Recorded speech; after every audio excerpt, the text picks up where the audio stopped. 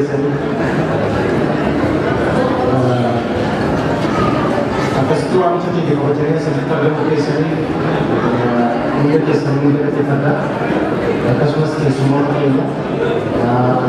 Aku tidak ada apa cuma jalan Aero Vicare, hampir semua orang kita ada teman semua. Karena kita dapat dua sebagai asal saya kenal dengan mereka. Jadi semua kawasan yang dengan kita apa? Kita kalau lagi semua kawasan yang dengan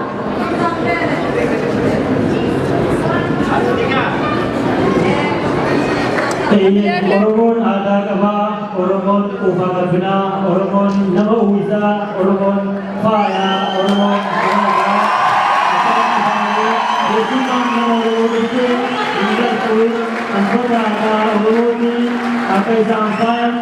ada karena Oromon ofisnya nama kerja dan nama bahasa Hamad ada, sama bimo masukkan di bawah gratis Oromon karena kaba ada di sini, ada di sini yang berbeda.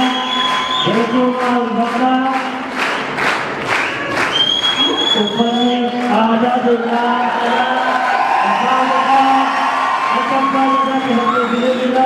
this is our symbol and this is how our people this cloth is very respectful. It's not just given for every ordinary people, it's for only special guests like you guys.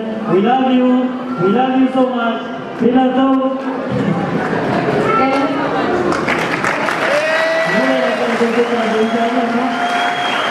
Thank you.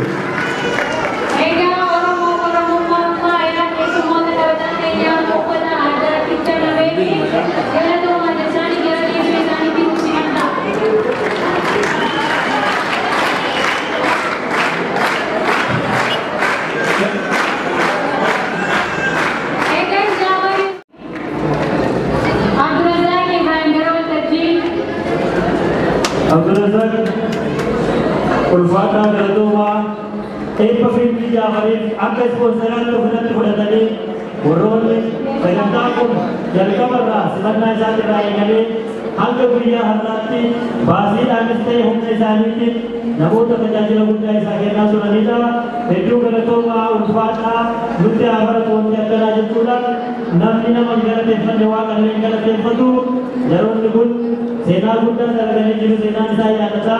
Artis Java Sagalani, Simana Rahanga Sagantagana, Anga Urati, Aka Minabu, Aka Sirakane Tori Kavanamari, Nagaya Rajakare, Uruma, Lintaunan, Sodata Pomaliti, Ora, Sagantagan Vilasani.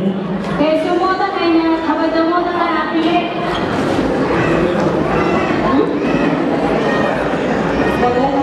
Karena mereka satu dunia tak berfotokan, umur saya, umur saya, tempatnya, bukan, misalnya tujuan